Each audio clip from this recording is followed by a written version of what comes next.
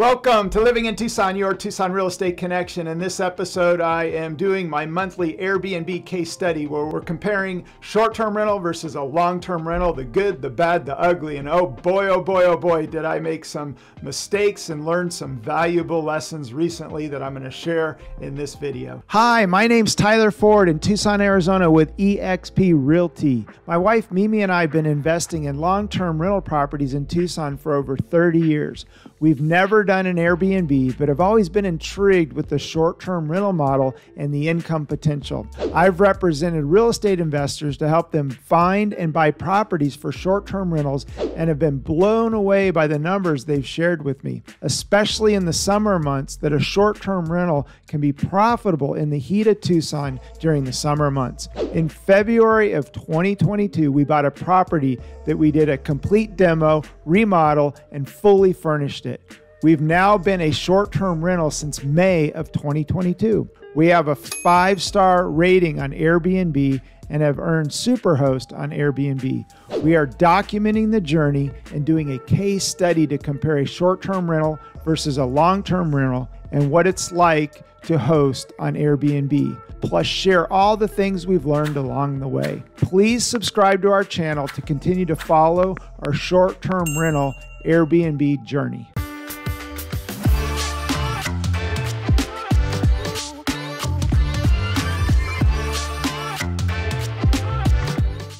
Hello, my name's Tyler Ford, Tucson, Arizona with eXp Realty. And again, welcome to this episode.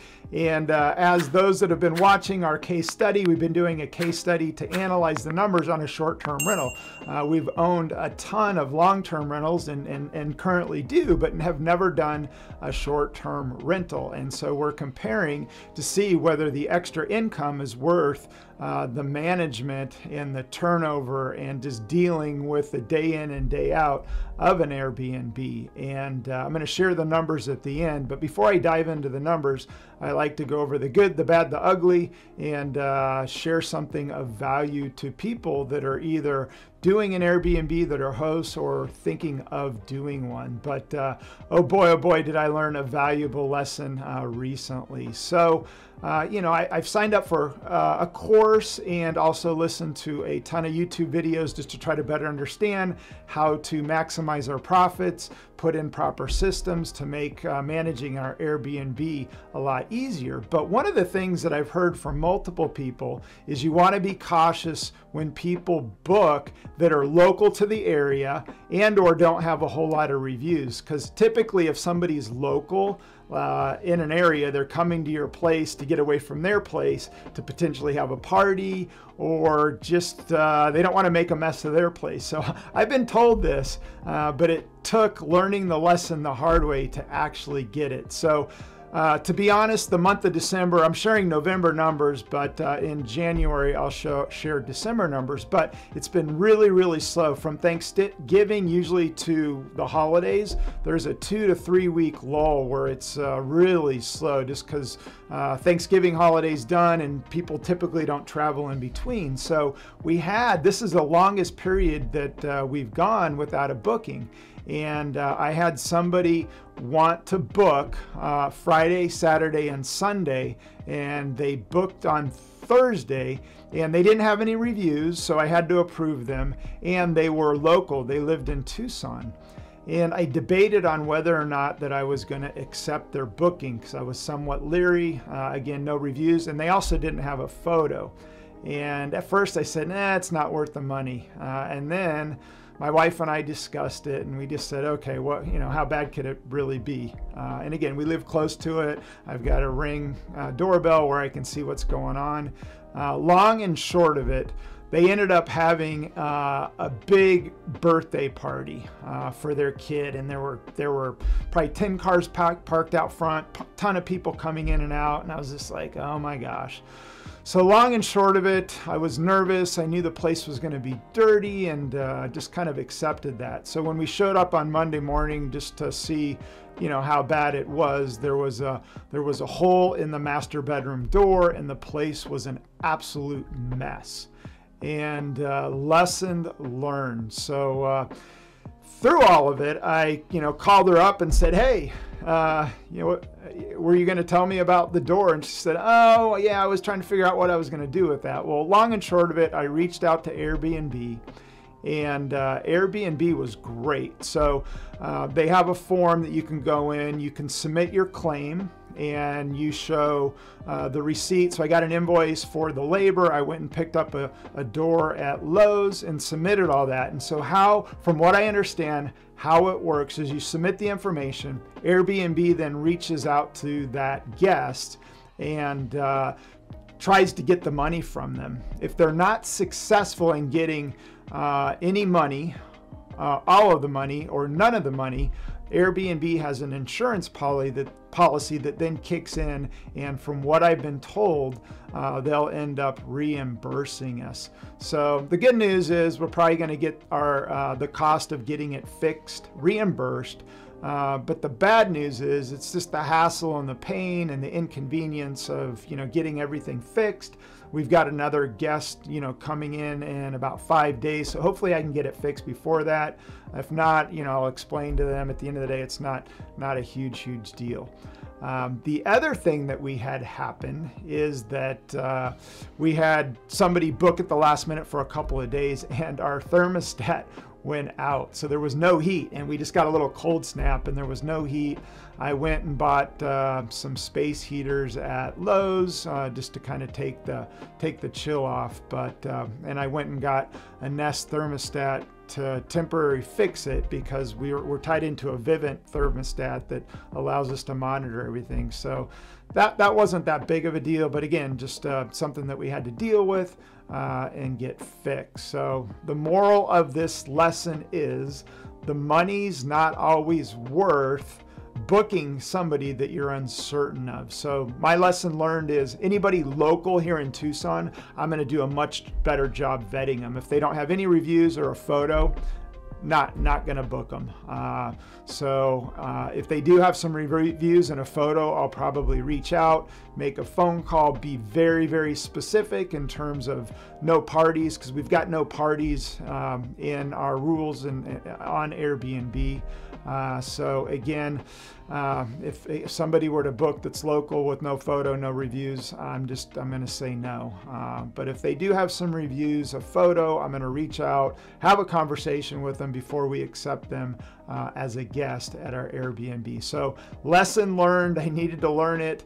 People told me about it, and it was in the back of my mind. But again, just because you're having a slow month doesn't mean that you need to be desperate and book anybody and everybody. So lesson learned. Well, now let's dive on into the numbers. Now I've shared my major mistake with you, lesson learned, but the expense of the door and everything's not going to show up until the next video in January because it happened in December. So we're going over November numbers. I just reconciled the account, so you want to listen to next month's episode to see the total cost of the door and whether or not I got reimbursed through the guest and or Airbnb or a combination of both. So let's dive on into the numbers.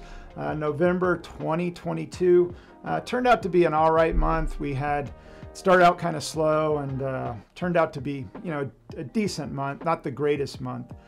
So our total gross rental income for November 2022 was $2,481.26. So we had a total expenses of $1,630.09 for a total net income of $851.17. So breaking down the expenses, I've got $19.99. It's a subscription to Price Labs, which I've talked about. You can go back and look at previous videos. It's a great service that helps you price your Airbnb more like a hotel or even the airline business to automate things based on supply and demand. So highly recommend taking a look at Price Labs. And then we had property taxes of $126.98. We had interest expense on our mortgage of $497.61. Utilities, which I'll break down in detail, a total of $285.97. Homeowners insurance, $72.19. Our house cleaning for the month was $577.50. We've got a great cleaning person. We use Turnover B&B, which I'd encourage you to go take a look at. Go look at my previous videos. Highly recommend that service in terms of automating your cleaning with your Airbnb. And the materials and supplies, we had some cleaning products that we had to buy and restock for the cleaning service, $49.85. So our total expenses came out to, again, $1,630 for, again, total net income for the month of $851.17. So now I will break down our utility costs. It's all electric, there's no gas. The nice thing about, October, November, it hasn't gotten really cold yet, so there's no AC. So our total electric bill for the month of November was $53.53. Cox, which is our internet and our cable TV, was $205.97. I pay for a little bit higher speed just because we got wireless going to the TVs, so the TVs will work properly, so we don't have a bunch of wires hanging all over the place. And then our Vivint security, which gives guests keyless entry.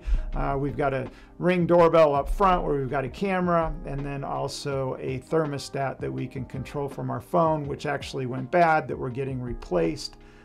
So Vivint monthly is $26.47, which is totally worth it because it allows us to automate it and we don't have to show up each and every time a guest arrives. So total utilities, $285.97. So, decent month.